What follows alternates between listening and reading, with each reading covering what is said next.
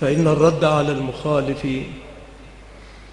أصل من أصول الدين وقاعدة من قواعد شريعة رب العالمين، دل على ذلك الكتاب المبين وسنة النبي الأمين صلى الله عليه وعلى آله وأصحابه أجمعين،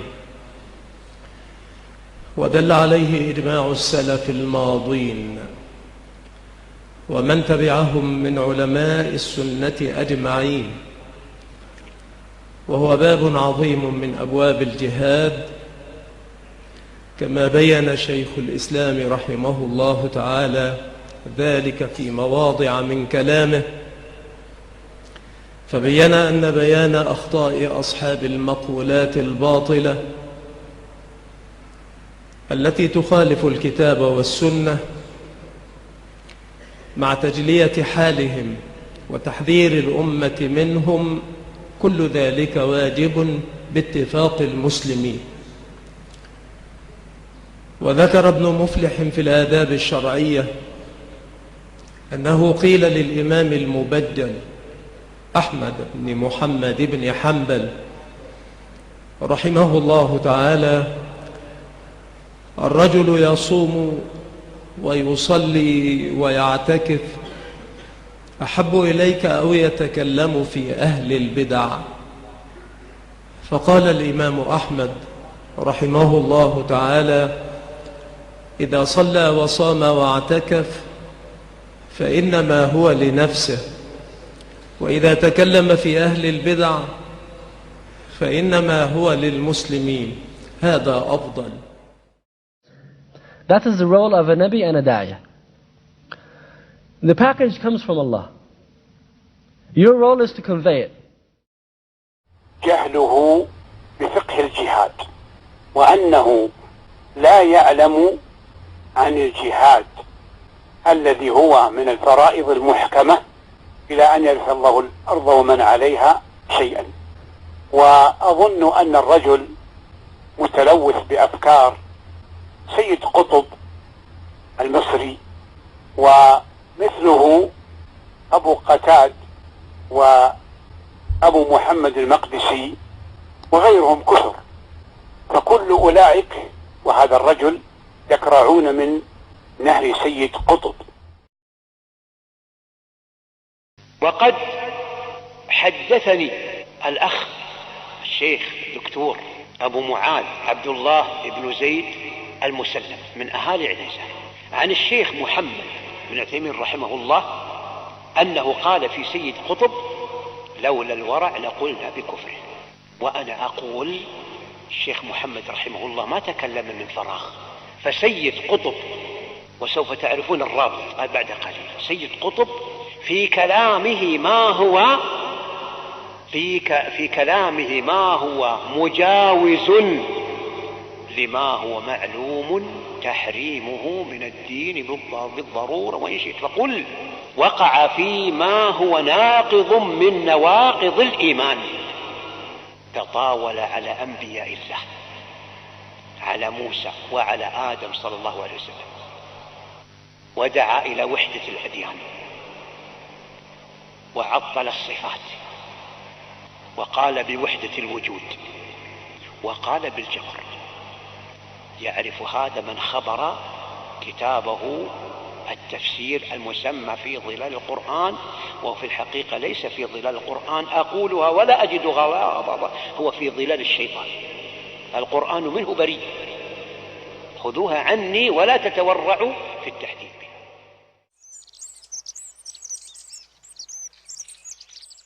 ومن هنا فإني أحذر المسلمين أولا من هذا الرجل، وأدعوهم إلى أن يهجروه ويمقتوه، وأن يردوا عليه الرد العلمي الذي يفضح دعوته ويكشف عن حاله وأنه عدو لأهل الإسلام والسنة. Look, if we go back to the books of the Salaf, alhamdulillah, what we find in those books is sufficient. Al-Barbahari rahimahullah, he compared Ahl al-Bid'ah to what? The aqarib, the scorpions. He said they bury their heads in the sand and they put their tail up. Why? Because the scorpion stings with their tail. When they feel that they have enough power and strength, that is when they strike. So Al-Awlaqi, what he done, he started talking about subjects like stories of the prophets, affairs of the akhirah, the hereafter, subjects that any Muslim would like to listen to. Biography of the Prophet ﷺ, he spoke about the Sahaba. So naturally what happened?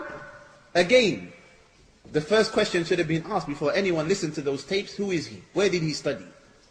However, many people, they never asked this question, so they started to listen to him. Then they developed a love for him. Al-Awlaqi, like I said, from the beginning, he was takfiri, and at the end, it became clear, walillah alhamd, he was takfiri.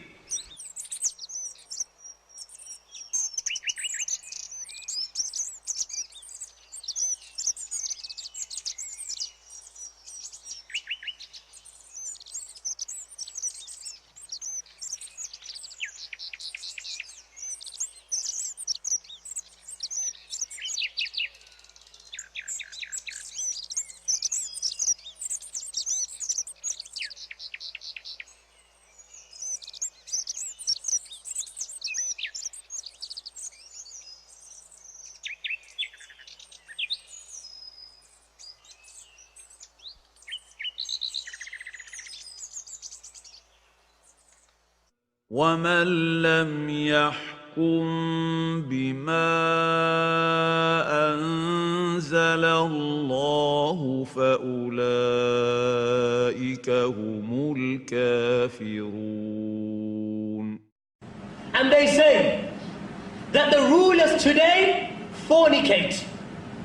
The rulers today take part in riba, interest transactions. The rulers today allow satellite TV. The rulers today, they gamble in the casinos. So the rulers today are judging by that which other than that which Allah has revealed. So all of the rulers are disbelievers. Stage one. Same as what they did to Ali. Same as what they did to Uthman. And those companions didn't commit major sins in the first place. Here, they say that the rulers today, and they have said this in every generation up until the time that we are living in, the rulers today are committing sins. They are judging by other than what Allah has revealed. Therefore, they have left the fold of Islam. They are heretics outside the fold of Islam. Step one.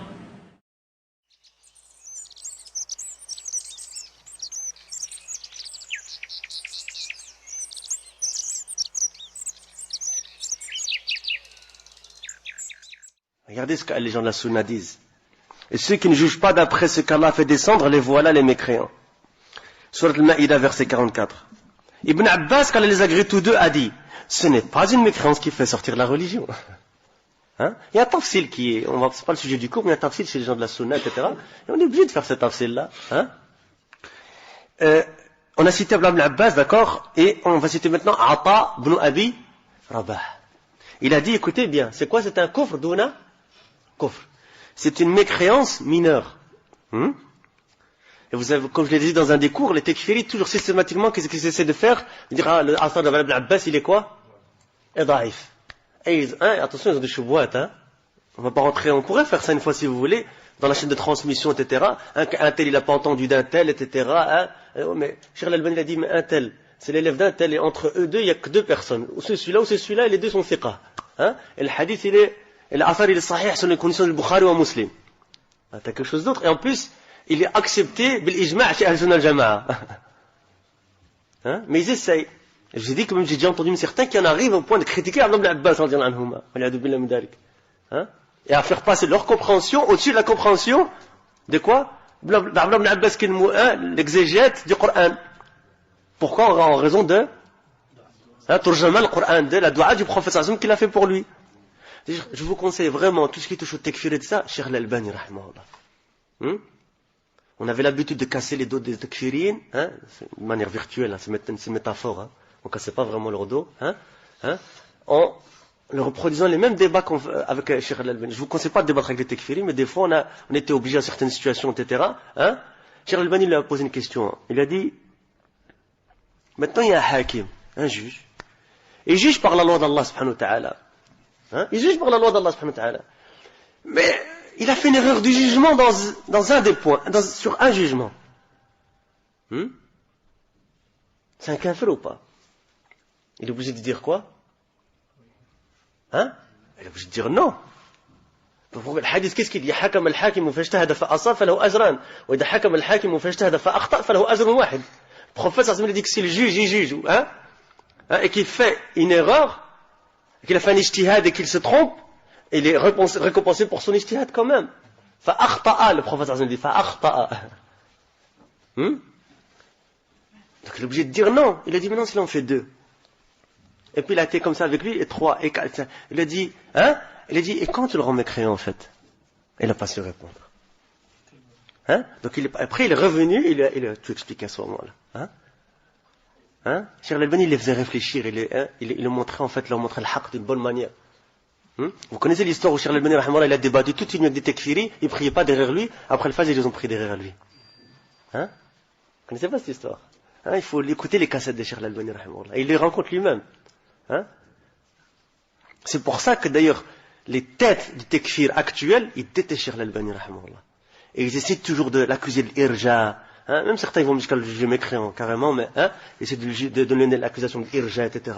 D'ailleurs, j'ai traduit 2 défenses de Cheikh Ben Baz et Cheikh Al-Taymin par rapport à Cheikh Al-Albani, et à l'époque, en Belgique, j'avais pris une grande feuille et j'avais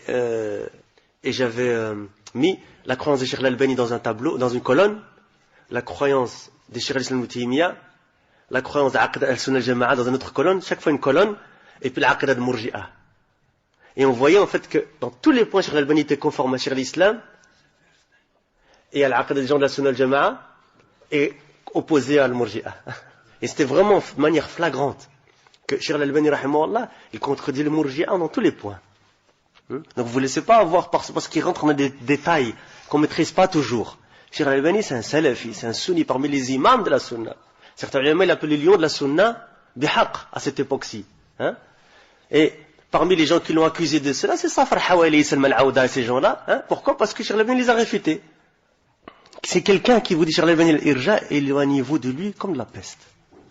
C'est soit quelqu'un qui ne connaît pas, qui écoute. Ce que disent les hizbiyoun, celui-là c'est facile, qu'est-ce que tu lui dis? Tu lui montres les paroles de l'ulama, il va comprendre. Soit c'est un hizbi, écarte-toi de lui. Même s'il se revendique salafi, même s'il dit du matin au soir, je suis salafi. écarte-toi de lui. من أصعب المسائل فضيلة الشيخ المشكلة عند الشباب أو بعض الشباب مسألة تحكيم القوانين الوضعية فنرجو التوضيح فيها حفظكم الله تعالى.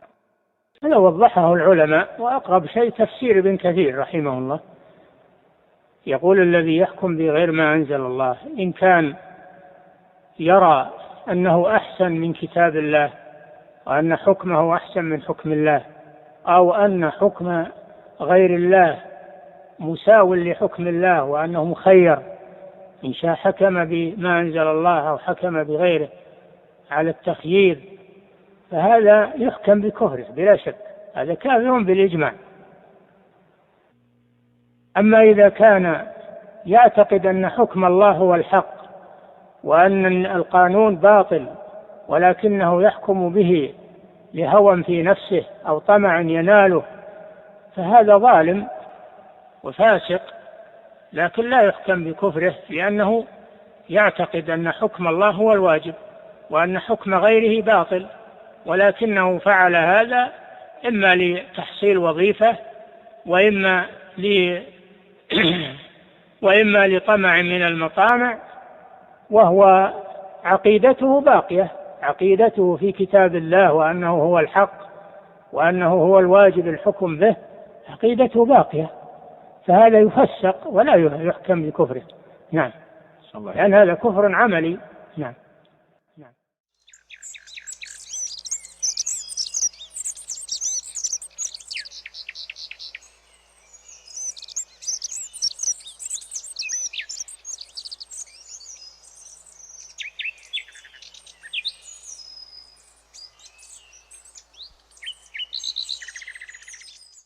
فالمقصود أنني أحذر من الوقوع في قضية التكفير والتسارع إليها فإنه عمل ليس سهلا حتى يتكلم فيه كل من هب ودب وكل من يدعي بأنه من أهل العلم، بل يترك للبارزين في العلم والمجتهدين من أهل العلم فيعرض العمل هل هو كفر أكبر أو كفر أصغر، ثم يبين للناس، وبعد ذلك يعرف من الكافر حقا ومن لا يجوز أن يطلق عليه لقب الكفر. حديث من قال لأخيه يا كافر. نعم، لحديث من قال لأخيه يا كافر فقد بأ بها أحدهما، إما أن يكون كما قال وإما أن يرجع إليه، وهذه خسارة عظيمة يجب على العقلاء أن يتفهموها.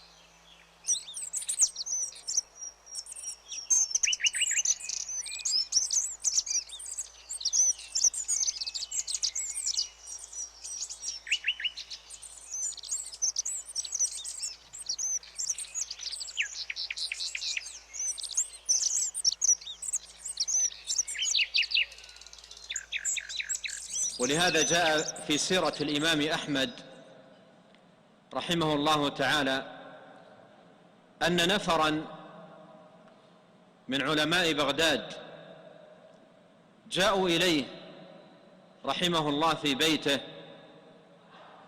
وأخذوا يحدثونه عن الواقع الذي يعيشونه وما كان من ولي الأمر إذ ذاك من القول بخلق القرآن وبعض الأمور التي ألزم الناس بها، فكانوا يستأذنون الإمام أحمد رحمه الله ويعرضون عليه نزع اليد من الطاعة، ويعرضون عليه الخروج على ولي الأمر، ويقولون فعل وفعل وفعل، يذكرون له أمورا. فناظرهم رحمه الله ساعة بالأحاديث والآثار، وأخذ يسوق لهم من الحجج والآثار ما يبين لهم خطأ الأمر الذي هم عليه. وكان مما قال، وهو الذي يعنينا في موضوعنا، قال: انظروا في عاقبة أمركم ولا تعجلوا.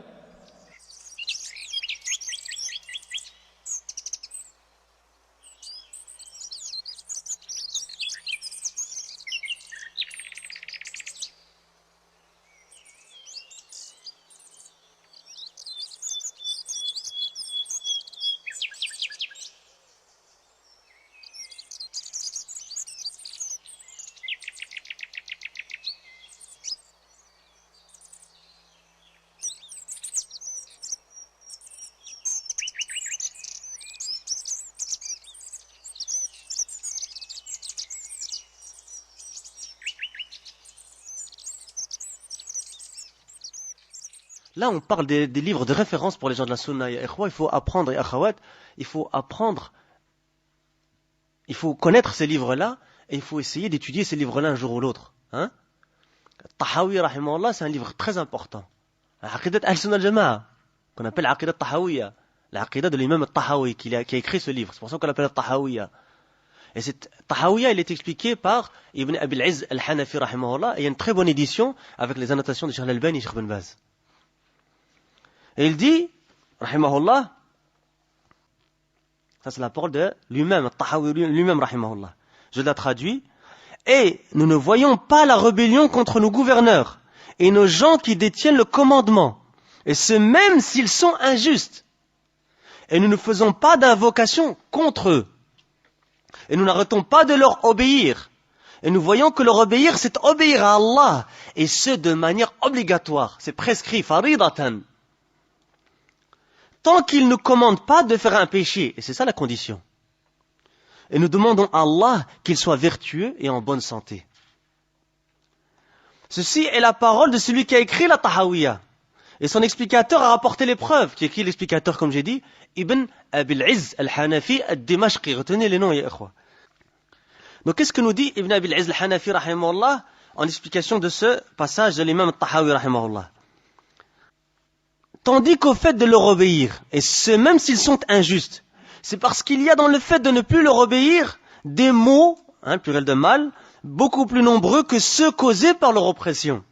Mais de plus, il y a dans le fait d'être patient quant à leur oppression une purification des péchés et une multiplication des récompenses, car Allah ne nous les a envoyés qu'à cause de la corruption de nos propres actes.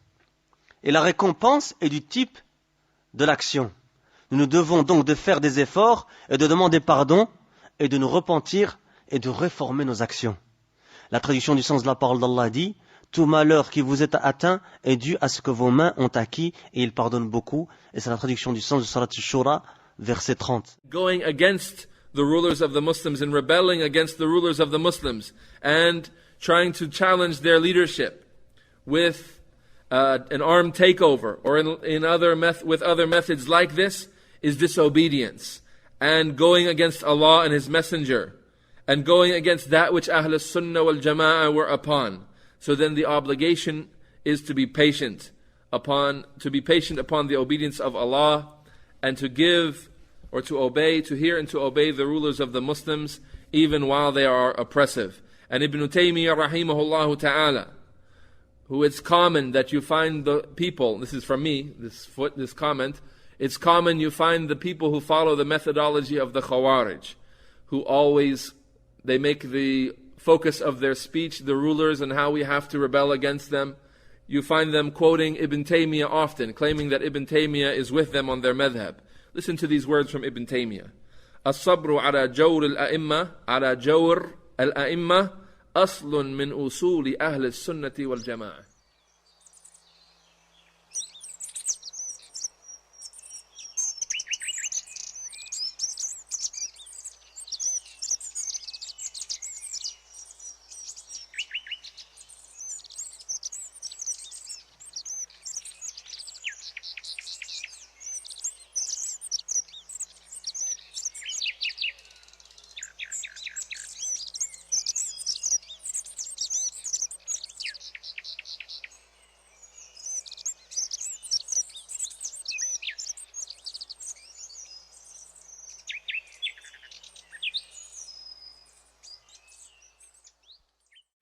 ومما جاء في هذا المعنى من الأخبار التي تروى في التاريخ أنه لما كانت فتنة عبد الرحمن بن الأشعث، وقد دخل في هذه الفتنة عدد من القراء وكثير من الناس، لما كانت هذه الفتنة انطلق نفر من الناس فدخلوا على الحسن البصري، وهو إمام من أجلة أهل العلم وفقيه من كبار فقهاء الإسلام.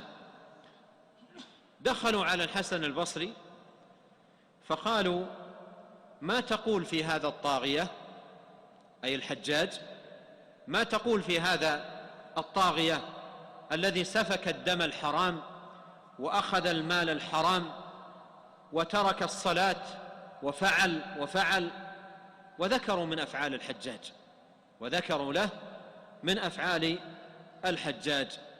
فقال الحسن البصري رحمه الله تعالى: أرى ألا تقاتلوه، فإنها إن تكن عقوبة من الله، أي تسليط الحجاج، هذا التسليط إن تكن عقوبة من الله فما أنتم برادي عقوبة الله بأسيافكم. إن تكن عقوبة من الله فما أنتم برادي عقوبة الله بأسيافكم، وإن يكن بلاء فاصبروا حتى يحكم الله وهو خير الحاكمين. فخرجوا من عنده وهم يقولون نطيع هذا العلج، خرجوا من عنده وهم يقولون نطيع هذا العلج. فلما تأججت الفتنة في نفوسهم، عندما يقول العالم قولا لا يوافق أهواءهم ولا يمشي مع ميولاتهم وتوجهاتهم رأسا يطعنون فيه. والطعون ممن أشربوا الفتنة في أهل العلم لا حد لها في قديم الزمان وحديثه، ربما رموه بمداهنة، ربما رموه بعمالة، ربما رموه بأوصاف وألقاب لا حد لها.